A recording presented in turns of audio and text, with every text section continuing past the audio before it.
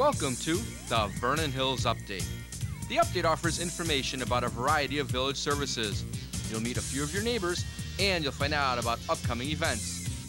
On today's show, we'll gear up for school as we meet Hawthorne District 73's new superintendent, Nick Brown, and run down a list of the school start dates from around the area. We'll check in with countryside fireman Tony Rodkey, who has some important messages for us as we deal with this exceptionally hot summer. We'll visit Vernon Hills High School's Rust-Oleum Field to get a good look at the new turf surface, which was installed thanks to the generosity and cooperation of so many individuals and organizations here in our community. We'll meet with some of the people involved with the Vernon Hills Stingers girls softball program and find out about their upcoming August tryout dates. We'll hear what's in store for the second annual Vernon Hills Park District Ribfest, planned for August 24th and 25th at Century Park. And we'll stop in at one of our village's newest eateries, Real Urban BBQ, located in the Vernon Hills Town Center. If you have comments or questions, please contact Mike Storto at 847-918-3560 or email mikes@vhills.org. Thank you for tuning in to the Vernon Hills Update.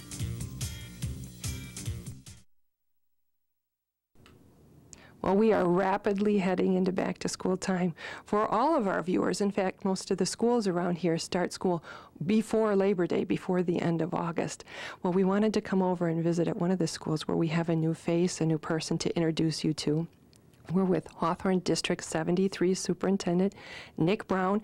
We're at Hawthorne because, as you know, most of our viewers actually do attend school in District 73. That's our K through 8 district that covers most of our viewers. So thank you for taking the time, Mr. Brown, and you've been here in your office at the Hawthorne District since July now, correct? Yes, that's right. Been here July 2nd was my first day. Okay, and you come to us from Indiana, Porter Township, I believe. So can you tell us a little bit about the school district you're coming from and how it's like different and how it's similar to Hawthorne? Yes, Porter Township Schools is a kindergarten through 12. We had a high school. I think that experience will do me well coming in here and helping us transition our students into high schools around us. It had a little over 1,500 students, full service as most public schools are, and we had a very similar philosophy and mission, and it was a very good fit for coming into Hawthorne, which is just a slight little bit bigger than what I had, but feels very comfortable and ready to go. Well, I have a question, too, because it was called a corporation. I saw in Indiana there's a lot of school districts, they call them corporations. Is that vastly different from what you have here? No. In Indiana, they call them school corporations. It really is significantly no difference in what we do and how we operate. Okay, excellent. So we're all doing the same thing, just a different name. And tell us a little bit about how you came to be an educator. I had read in some bio information that, like many people now, had a calling in the business world and then felt called to education. Can you tell us a little bit about all those experiences you bring to bear for us here? Sure. I do have a business degree from IU and did work in the business field for several years at Lilly Industrial Coatings in downtown Indianapolis, and felt I wasn't really giving enough back to the community, and I truly believe education is a calling. It's just not a profession, it's not a job. It's something you're called to serve and give back to the community and help students. And so I took some night classes, took me 3 years, got my teaching certificate, and started teaching in elementary. And then after that, you moved up through the ranks, and how did that journey go? Sure. Student taught in a big district on the west side of Wayne Township, and then after I finished that, was hired as a special ed instructional aide. Thought that would give me some good experience in the classroom. Then worked for a small district called Speedway. It's actually where they run the Indianapolis 500. It's a very nice district. The building's about 200. So worked my way up, worked in Avon as a 4th grade teacher, and then while I was there, worked on my principal's license. I was a principal in Shelbyville, Indiana, and then Center Grove School Corporation, which is in Greenwood, Indiana, both of those being elementary buildings. And from there, started working on my superintendent's license and went on to Porter Township. Excellent. So, and from there you came here. So, what is the some of the things that you're looking forward to seeing here? What are some of the challenges you see, or things that are exciting you about as we go into the school year? Was very excited about the diversity of the community and the different languages that are spoken in our community, and how this district has approached that with dual language and also meeting those students' needs, trying to help them reach their goals and meet their future. So I think that's very exciting. The school corporation has a wonderful reputation in how we've used technology and how we've instructed using Bernstein and UBD. So those pieces of the district were very intriguing to me and drew me in, and I thought I really want to interview there and become part of it. Well, we're excited that this is all coming together, and as we talk about getting ready for the school year, I know you and your own family are getting ready for the school year. You're a dad, and education's important to your family. Can you give us a little bit of that personal background so we know more about what your family's doing right now? Sure. My wife is a teacher. She actually teaches in the district where I came from, and I have a son who is just finished. He actually just finished his freshman year, but will be going to Germany soon to finish the next 3 years of college over there. Have a daughter who's 16. And will be a junior next year, and she plays volleyball and basketball. So we're all gearing up, getting ready for school to start up, and prepare ourselves for that big change for Jeffrey as he goes over to Germany. Very exciting. It is an exciting time, and it does seem like our lives of our family, we revolve around the school year. So you're no different at that either when it comes to that. So you know about getting ready for school and what people need to do. Have you got any messages for kids coming in? Because I know you've been around the buildings, and you did visit in the springtime, so you were in our schools and you met a lot of the teachers and the children. But have you got any messages for them as they're getting ready to come back? Oh, we're excited to have you come back. The first day of school for me is like Christmas. It's so exciting to have the kids return. Just, make sure you get a good breakfast. And get a nice night's sleep when you come in. Be excited. Take part. We want you to experience every aspect of school. Work hard. Do your homework. Standard stuff that you hear all the time, but it means a lot. And don't be afraid to ask for help. And you'll see me in the buildings. I like walking around the buildings. I call it, I got to get a kid's fix. I got to go out and see the kids, see what they're doing. If you see me there, say hi, and I'll say hi to you. Well, and we'll have other times, too, when people they'll get to know you. When we have the family nights and all these other things coming up, you'll be around so even Mom and Dad can get to know you better. And we always have other places. I know board meetings and all those things are open to the public to be here. And I know you have a very open door policy as well. Yes. I really encourage folks, if they have a question or a thought, an idea, concern, email me, call. If you're in the office, just ask to see me. Very open door. You can stop by. If you see me in the buildings, which you will, or you see me an event, a concert or a track meet, something like that, don't hesitate to come up and say hi, introduce yourself. I'd like to get to know people and see what their dreams are and how we can help them fulfill those dreams for their children. Mm-hmm. Exciting times for Hawthorne. We're glad you're here. Thank you for getting here, and good luck to your family as school year gets started. Friends out there, keep track of when your own school starts, or if you have any orientations or get acquainted times, we'll run some of those dates for you. And check with your school directly to make sure you're all geared up and have everything you need. So thanks for taking the time, and happy school year to you. Thank you. We look forward to everybody coming back.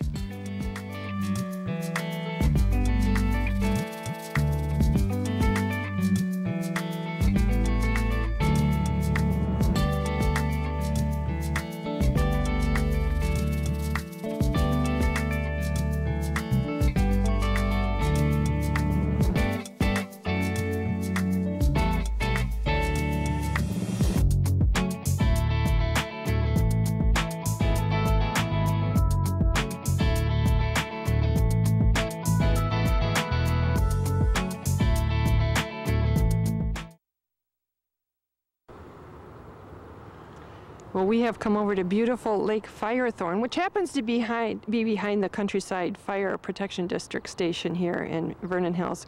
We're with Fireman Tony, and it's lovely out here today, Fireman Tony, but you guys have been really busy this summer because it's been hot.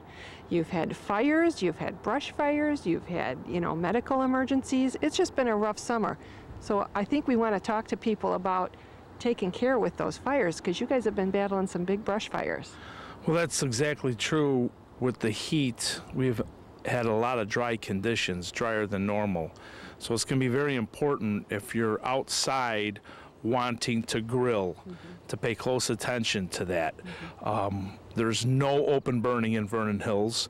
However, recreational fires are permitted. We really don't encourage that at this time because of the dry conditions.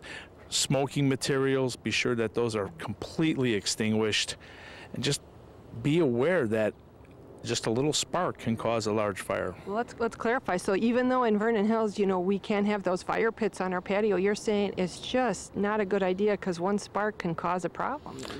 Absolutely. At this time, the dry conditions, it's not a good idea.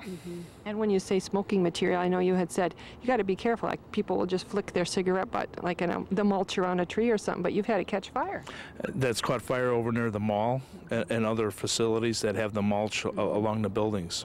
Okay, so we just got to use a lot of extra care and a lot of good sense. And even though the heat has mitigated it today as we're taping, it's a lot of summer left. So we got to make sure that we don't have you guys running too bad. And I know you guys always say don't even try to put the fire out. You get help there right away. Absolutely. In any emergency, please call 911 as soon as possible. Okay. And I expect, too, that some of these fires we've been having, they're outside of the village, but you guys get called to help everybody. So if we see something that looks awkward, do you want to have us call so you can go take a look? Absolutely. Anything that might be a sign of smoke or odor that is not normal, please call 911. Okay, so that's what that's what we got to worry about the fire. The heat has also taken a toll. You guys as paramedics have been making a lot of runs, and my understanding it is like the first day of heat is one thing, but it's that cumulative effect that you have to warn people about this summer. Especially for the elderly, check on your neighbors, make sure the air conditioner is going for those folks, or a fan. Sitting in a hot room, you can get heat exhaustion just by that, which can lead to heat stroke, which is life-threatening. And I know people as you're in it, you don't always know that you're in it. So you got to be proactive. We have to drink a lot of water, okay? Hydrate.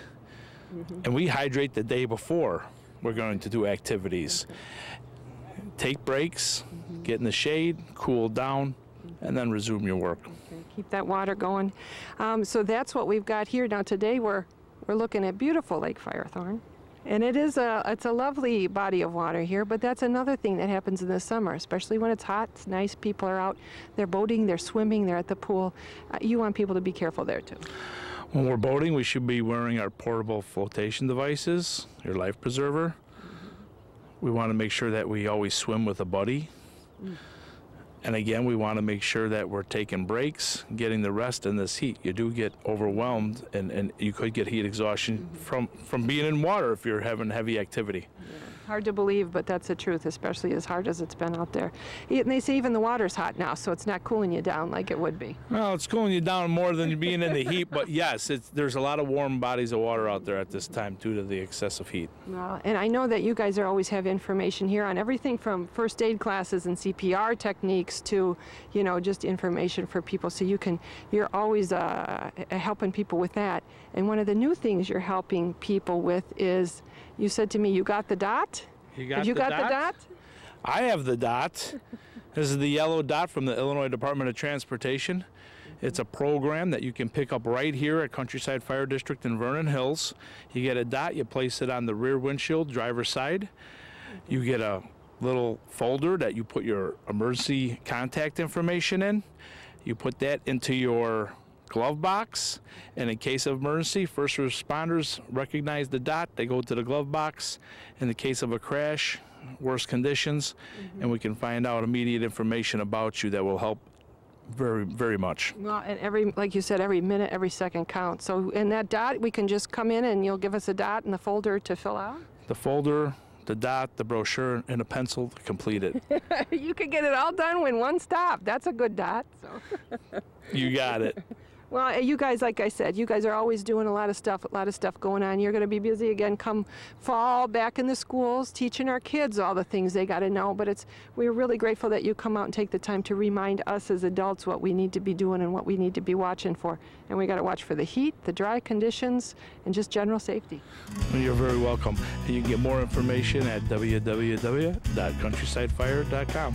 And as always, if you have a problem or you think you see a problem, call 911. Thank you very much. You have a good rest of your summer.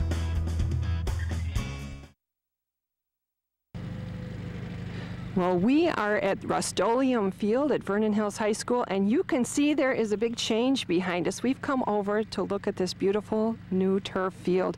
We're joined by Dr. Ellen Swick, who's the principal at Vernon Hills High School, as well as Brian McDonald, who we've met before. He's the athletic director, and we're here to find out about this wonderful community project that is really close to being done. Yeah, thanks, Lynn. We are really excited. We are probably in the closing days of our Project Turf being done, and it's been about a 1.5-year project, and it's just been a wonderful project to be a part of. We've had so many people that have joined in, including our kids, and I have lots of people to thank, but they've just all have done a tremendous job, and we're just so excited, I think, that not only is this an athletic field, but that it can be used by many athletic teams, football, soccer, lacrosse, but also our PE classes and also the community. We have two really big projects and agreements with the Village of Vernon Hills. They gave us a substantial donation, and we really want to thank Mayor Byrne and Mike Allison and the village trustees for them partnering with the community to make this happen. We also are thankful to the Park District. We have a very solid, strong agreement with them, and we want to thank Jeff Faugerouche, the Executive Director of the Park District, the Council of the Park District, and we have an agreement with them where for 24 Sundays, the community can come out and use our field along with some other dates. So we're open to the community using this. We have certain criteria that we'll have, but we really want to see everybody using this. I mean, normally we would, on grass fields, we would get 35 dates, and now with this synthetic turf, we can have over 900 events and more in a given year. So, you know, we can have lots of participation by all kinds of community groups in that. Well, and it is a beautiful venue. I mean, look at the facilities we have in our school district. It's beautiful, and like you said, the fact that the community really came together to make this happen, because there was some funds that had to be raised and some work that had to be done, and you had a lot of volunteers and a lot of people that really pitched in. Yeah, it was just a tremendous gathering of people to have this happen, and a lot of enthusiasm for a 1.5 years, you know, that this has been going on. And it's just so nice after a 1.5 years to see it come to fruition, and we're very excited about that. I actually received a donation today. Thank you, Bryson family. Your check arrived today, so we appreciate that. Yeah, and as we talk about, there was a group, you had a core group of people who really pitched in and worked with, like, the students and everybody else. So. Yeah, Dennis Donnellan was our chairperson for the turf drive, and really without his leadership, this wouldn't have happened. He was fantastic, got everybody moving and coordinating all the different arms of the fundraising, you know, with kids, with coaches, with community members. Dennis was just fantastic. And it, like we said, it was such a community effort. Now so much more can happen. As Dr. Swick said, it used to be you'd have football games on there, not even really football practices because you had to save the field. Yeah. Now totally different, and I know your teams are really excited about that. Yeah, we are excited. The football and soccer teams this fall will get to practice out here, and if it keeps going as the pace they're going, we'll be able to practice on August 8th out here. It looks like we're going to make that. And then I think the teams that are really going to benefit are the spring sport teams, because at least in the fall the weather's usually pretty agreeable, and the spring is just a train wreck. So the boys lacrosse team, the girls lacrosse team, and the girls soccer team will be able to practice. You know, they've been practicing in gyms for, you know, since the school opened, and trying to get practice in because the weather's been so crummy. But now, hey, even though it might be rainy or crummy out, as long as it's not lightning, they'll practice here. Yeah, because because that turf holds up. It's not a problem. Yeah, no worries. Yeah. And you had given a story when you've been on before that even they can shovel the snow off and go. Yeah, well, that could be a little. You don't want to use one of our schools in the area shall remain nameless. Apparently used a truck with a plow on the front, and that didn't work out so well. Okay. So we're going to let the snow melt. Yeah, we're going to let the snow melt. So we aren't going to have a 4 seasons field, but no, the basketball team will not practice on the field at all. They're glad to Coach hear McCarty, that. Coach Bretner, I'm sorry, but yeah, use the gym. Yeah, and this was such a big effort because you had athletes that did mulch drives, you had coaches, as you said, Mr. Donlin and his committee. I know you've got a lot of people to thank here.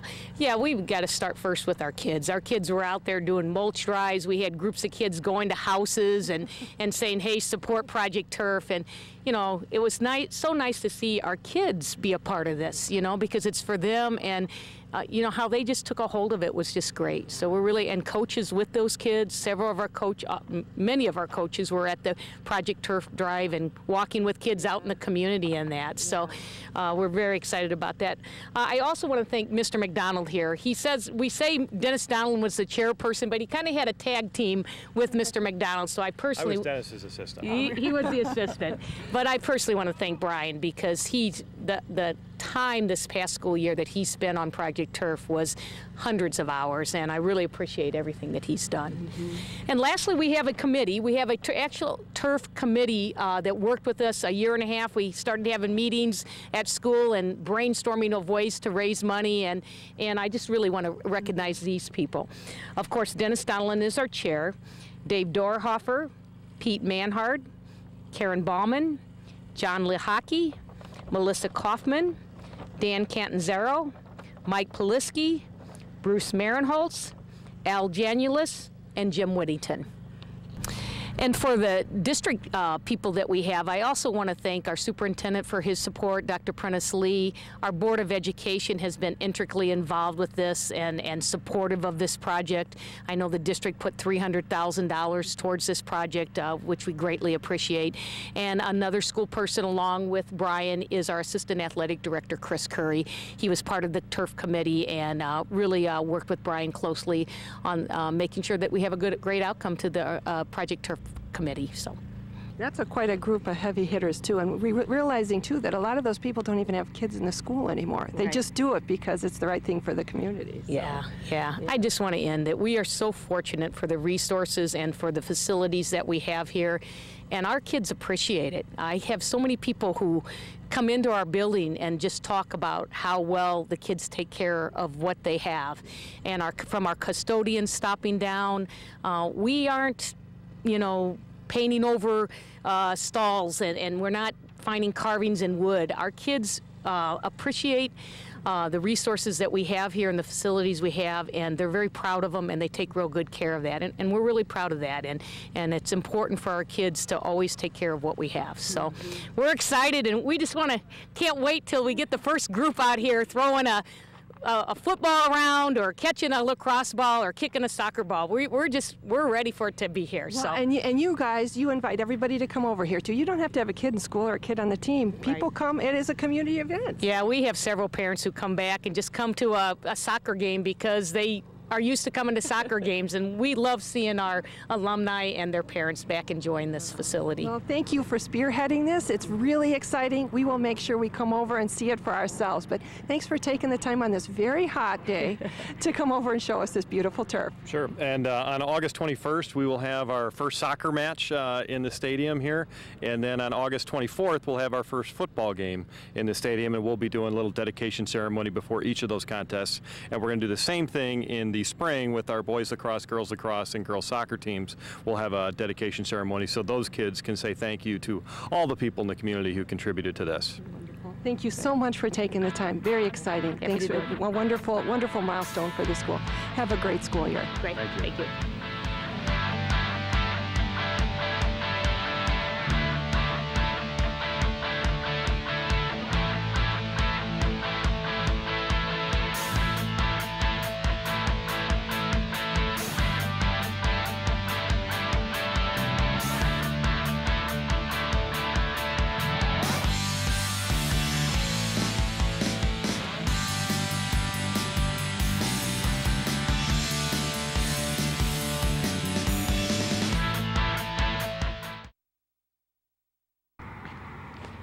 Well, as some of our summer sports are wrapping up, that means it's time to do the tryouts. And one of the teams with tryouts going on in August is the Stingers Ball Club. That's the softball club for girls aged 10U to 18U. And you can see them playing in the background. We're with Scott Comator and Rick Weingard to talk to us a little bit more about the Stingers organization and what you can do what you can expect from tryouts. So thanks for taking the time, you guys. I know you guys are busy. And thanks for having us. Yeah. Thank you for having us. And in fact, you're getting ready for nationals, so that's what these girls back here are doing. So you've got some success going on. Yeah, this is our 18U team behind us. We leave for Rochester, Minnesota Tuesday morning. So we have a couple more practices to tune up and hopefully bring home a championship. Okay, and by the time you're watching this, we'll be able to tell you how they did. So this is going to be great. So now let's talk a little, before we talk about tryouts coming up in August, let's talk about Stingers, because you've been a fixture. You know, if you remember, the yellow and black uniforms have been around town for quite a while. Can you tell us a little bit about how it all got started? Absolutely. I've been here about 12 years. And it started probably about 16, 17 years ago by Kevin Koopman. And Kevin got the Stingers started. Started probably 2 teams at 12U and 14U. And I joined when my daughter played. We had nobody younger than 12U. So I had a 10-year-old daughter who had to play up a level. It was tough. It wasn't easy. But since we have expanded, Mark Candotti took over in about 2001, 2002. We went through a big growth spurt. Got up to about 110 to 115 girls. We have 8 teams right now, going from 10U up to 18U. For a year, we even had a 19 and over team, which there's very rare in this area to have that type of a ball club. So we had girls who they weren't playing college, but they still wanted to play competitively. So we did it for 1 year. So yeah, the Stingers have been around for a long time. It's been a lot of fun, and we've probably put 1,000 girls through the program. So. Isn't that something to think about, that 1,000 girls through the program? And Mark Candotti was truly a friend of the Vernon Hills Update Show. He would come on and talk about things. And in fact, you just got done not too long ago with the Candotti Memorial Tournament, and that has turned into a huge girls tournament. Yes, we just wrapped it up this past weekend. I was the tournament director, so I can tell you that we had 70 teams in our tournament, ages 10U up to 18U. We had great weather. Everyone enjoyed playing on the fields in the village, and the Park District did a great job getting the grass green for us. Everyone commented that this was the first tournament all year where they play with green grass, so everyone in the community got together. It was a great tournament, and our 12U team, our 12U gold team took first place. Our 18U team took second place, and I know we had a bunch of other second and third place finishes. So it was a nice weekend. Yeah, you know what? That's true around here. People join together in the community and really make these things go off. And beautiful fields, like you said, it's a great place to play. Yeah, we're a volunteer organization, totally volunteer. All the coaches are volunteer. And for our tournament, it's all volunteer. So we get every parent has assigned a 6-hour time slot over the weekend. Twice. Two times. So they put in about 15 hours. Yeah. Each parent puts in about 15 hours. And a lot of tournaments, the Park District runs it, the village runs it, we run our own, so every parent has to help out, and they do a great job. Yeah, they do. You see them out there, and everybody's smiling, too. Everybody's Even in smiling. the heat, they're smiling. Well, the heat's great, and the dry weather, is the best, and we pray for that a lot. But everybody has a great time, and this was Mark Candotti. It was his brainchild about 10 years. This is our 11th year with this tournament.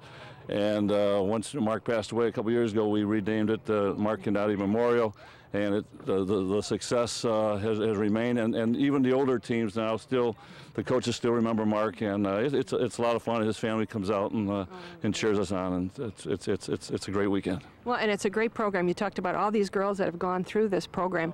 And now let's talk about, you said you've got teams for 10U up through 18U at this point, and you're going to have tryouts coming up in August. Is that something like, particularly even at the younger age, if somebody's not played softball, are you here to help them with that? Absolutely. We start out at 10U. This year we have 2 10U teams. We have our 10U Gold, our 10U Black. Our 10U Gold team's a little more advanced. Our 10U Black is very developmental. The 10U Gold is still developmental because most of those kids haven't played before. But 10s, 12s, first year 14s, we focus a lot on developing the girls and teaching them that winning's not everything. You have to learn how to lose before you can learn how to win. And there's just a lot more things that go into this than learning how to play softball. So we try to give them as many skills as we can softball and a little bit about life. So there's a spot for everybody, regardless of your talent level. Come on out and try it. Yeah, and you talk about that. You even say your mission has to do with just, building respectful, well-rounded kids. Oh yeah, absolutely. And our biggest goal here is to get these girls not only in a position to make their high school team, but to be contributors to their high school team. And we teach fundamentals from the ground. As I said, I started at 12U and worked my way through 18U, and then I went back 2 years ago and started doing 10U again. So, and it's like being a teacher, and it's a great experience. I love teaching the younger kids and just watching them grow. It's fantastic. The main goal that when we started was to get the girls ready for the high school season, and I think we do a great job doing that. Our high school teams have been very successful. We have girls from Vernon Hills, a couple Carmel, a couple Stevenson, some Libertyville, some Mundelein, and it's progressed to the point where once we get them ready for high school, some of them want to take the next step. And last year we started the 16U elite team, and anytime we have the girls that want to go higher, we'll have a team ready for them, take them as far as they can go. Yeah, and you know what? And they're cool girls. I mean, whenever you see the Stinger girls, it's the same girls that are doing everything. Like, they really are. They've got a lot of confidence. They've got a lot of life skills. They're ready to go on everything. Absolutely. These girls, our team, we have a pamphlet we take to tournaments, and to see the grade point averages are just crazy how, 4, some 5s, they do multiple sports, some are in band, a lot of them are in student government. I know the younger kids, they're all great students, respectful, and just a great group of kids. It's a good group of kids to hang around with, good coaching. Yeah. And the whole thing is having fun. Yeah. And as long as they're having fun, we're having fun, and the organization's doing great and growing, and nobody has a complaint. Everything's good. Okay, and so you say, especially at the younger age, even if you've never done softball, try out. Just show up at the tryouts, look online to see what you might be able to pull together. Absolutely. Go to our website. I'm sure you'll have it posted. Come to tryouts, and we'll find something for you. Excellent. Thank you for taking the time. And if you want to be a volunteer and help these guys, if you got some skills and you want to give back to the community, these guys would like to hear from it. Again, go to the website and you'll be able to find out more. For help. We'd love to have it. Especially during tournament time. Awesome. Yes. Okay. Sure. Thank you for taking the time. Congratulations on a great season. Good luck at Nationals. Thank you so and we'll see everybody at tryout. One last one is that our 14U team was USSSA state champs this year, which is excellent. a great accomplishment. Well, you know what? And when you think about it, I mean, we're really a relatively small community, but we have a lot of champions. How's that is? That's pretty cool. Hard work. A lot of hard work. Hard work, good kids, good coaches. Thank you very much for taking the time. Come out for tryouts, go online, and make sure you give this a try. Stinger Softball. Thanks, you guys. Thank you so much. Thanks very much.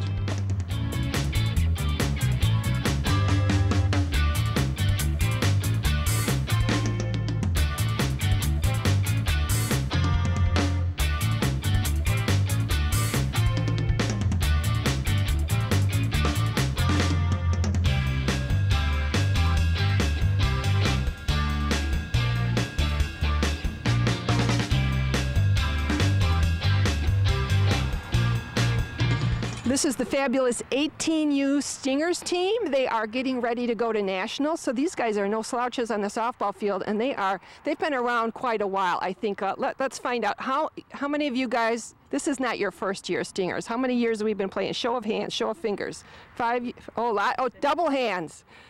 Okay, we're talking 6, 7, 8 years these girls have been playing, so something's going right for the Stingers, and if you're coming back for more.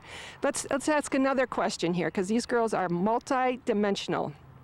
Grades, honor roll students. How many honor roll students?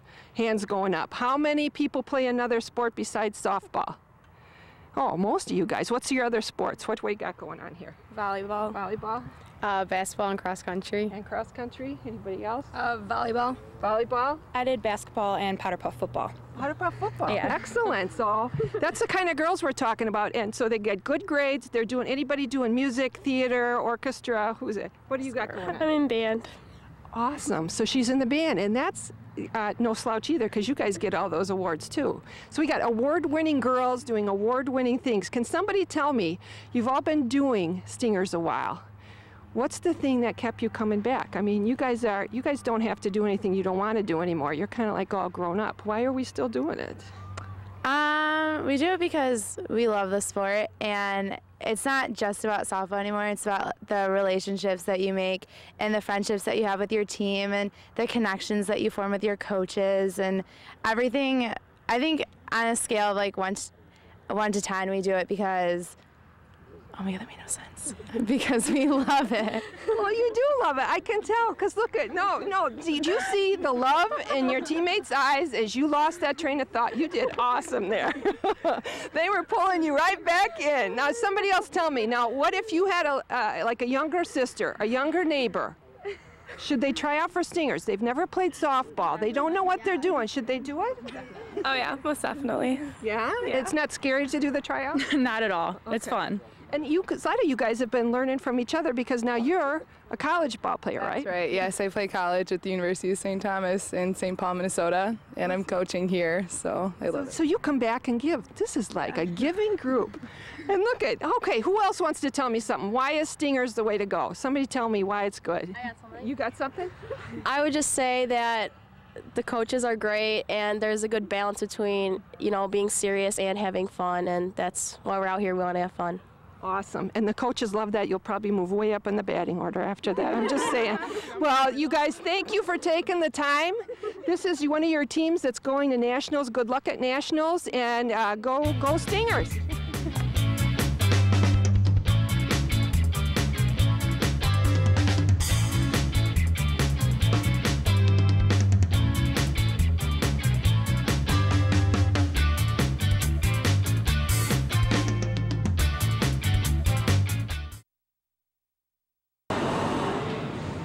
Well, now let's switch gears to something a little bit different. We're talking about the second annual Vernon Hills Park District Little Bear Ribfest. And we'll tell you where we are and why we are in a second, but first let's reintroduce you to Marty Walsh. She's one of the Park District gurus. You must be like the expert on barbecue or blues, or what is that? I started out as the special events guy, and now I am the Ribfest guy, as most of my staff can attest to from about late March through the actual event, as I'm pretty much the Ribfest guy. Well, let's talk about Ribfest. Ribfest is August 24th and 25th at Century Park. This is the second one. That means the first one went pretty good, so then Mr. Ribfest can come back. Yes, we had a great turnout. Mother Nature was great. The crowds were great. The partnerships that we developed with Public Works and the village staff, everybody really worked together to really make this event happen. So we're really excited to bring back the second annual Little Bear Ribfest. August 24th and 25th is going to be great. It's going to be great. And your motto, kind of, I would say, on your website was music, food, and fun. And let's explain where we are. We're at Urban BBQ, which is one of Vernon Hills' newer restaurants, and we're here because they're a big supporter of you. They sure are. Real Urban BBQ has one restaurant in Highland Park, and they just opened up in Vernon Hills this summer. So they are going to be back as one of our featured rib vendors. We've also got all the returning rib vendors from 2011. We've got Uncle Bub's. We've got Sweet Baby Ray's, Smokin' Teas, Full Slab. Of course, Real Urban BBQ, and also our newest rib vendor out of Palatine, Brothers Ribs, will be joining us this year. We're also going to have some corn on the cob and some desserts. So it's going to be a lot of fun, a lot of ribs, a lot of great music. Well, and also there's beverages, because it is more of an adult sort of an entertainment. Sure. You'll have a beer tent, a refreshment tent, and before we get into the music, let's explain too. It's not that children aren't allowed. It's just it isn't like Summer Cell. There's not going to be a Ferris wheel or a carousel. Exactly. We're not. If you're used to coming to the summer celebration, we're not going to have the carnival rides. It's going to be geared more towards the adult crowd. We're going to have a beer tent similar to Summer Celebration. We will have live blues music both Friday and Saturday night. So what we say is get a babysitter and come on out for a great night of music, blues, and ribs. So. And I was going to say, we're smelling the smells. If you had smell-o-vision, that alone would get you to come to Ribfest. And I think all those different vendors, they each have kind of a different style of ribs. I know there's like dry. You're the expert. Tell us about that. Well, of course, you've got your wet, you've got your dry, you've got your St. Louis, you've got your baby back. But, it's all about the ribs. It's all about the company. And really, it's all about just having a good time in the community. So. I hear you, and it's totally a community event. Music, food, and fun. Let's talk about the music. You got some pretty big acts coming in. Yeah, as you remember, in 2011 we had hometown heroes Lonnie Brooks and Eddie Clearwater headliner festival, and this year we were able to secure Grammy-winning artist Los Lonely Boys to headline on Friday night, August 24th. And then we've also got hometown hero Jamie Lono, who you all remember from NBC's The Voice this past spring. On Saturday, we've got a Canadian blues superstar, Matt Anderson. Also, we've got a young, up-and-coming blues prodigy named Talon Latz from the Alpine Valley area in Wisconsin. He's a 13-year-old blues guitarist. If you have never heard of him, look him up on YouTube, Talon Latz. He's phenomenal. It's going to be just a great time, so make sure you check out. Also, all the information is available on littlebearribfest.com, our website. So. Right. So, and as we're used to going over there's parking all around the area. Yep. You know, it is a $5 to get in, and that $5 per person goes to a really good cause too. Yes, as we spoke about, this is a special event geared towards adults, and we wanted to also make this a fundraiser. So what we're doing with all the proceeds that we earn from the event are going to go towards the Park District Family Scholarship Program, which helps families that need financial assistance for summer camp programs, preschool programs, and just general Park District programs in general. We help to subsidize some of the costs of those programs through this scholarship program. So be assured all the money that you do spend at the Ribfest really does go towards a worthy community cause. We're really excited, and we hope to see you all out there. I tell you, family fun, community fun, supports the community. All the information is online. So the biggest thing to remember is August 24th and 25th at Little Bear Lake for the Little Bear Ribfest. Number 2, this is the second annual. We'll make sure we come back every year. We'll have this, get this up to 12, 13, 14. So, okay, thank you, Mr. Ribfest, and we'll be there. Thank you very much, Lynn.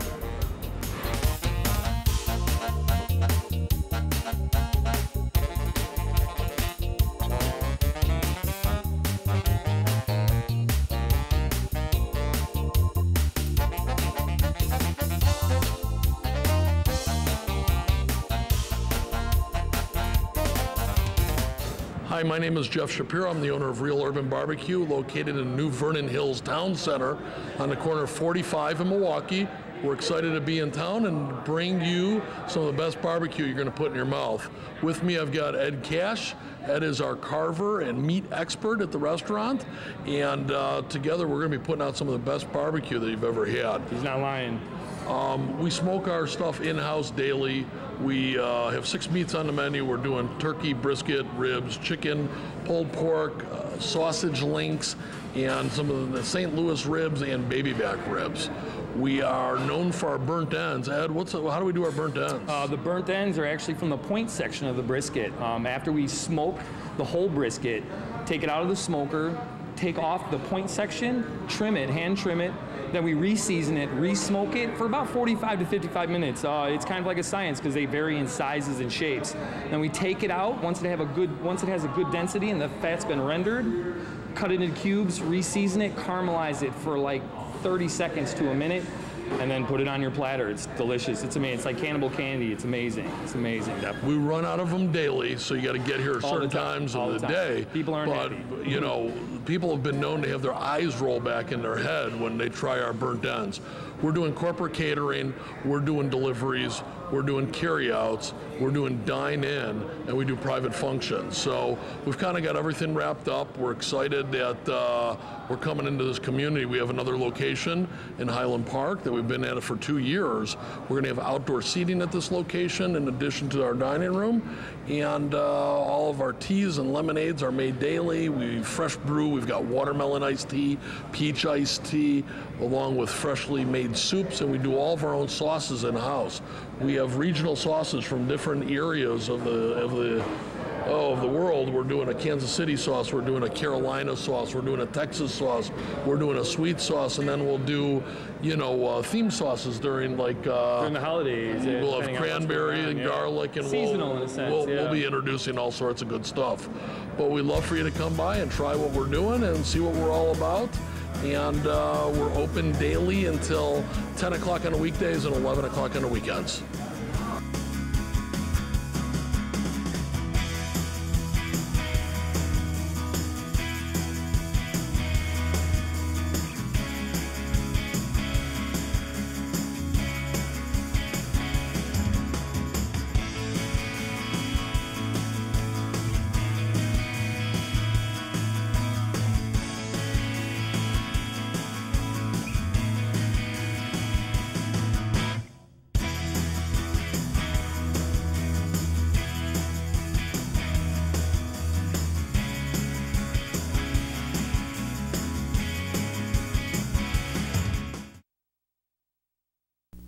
Well, that wraps up this edition of the Vernon Hills Update. If you have comments or suggestions, please contact Mike Stordo at 847-918-3560 or email Mike S. at thehills.org. Thank you for tuning in to the Vernon Hills Update.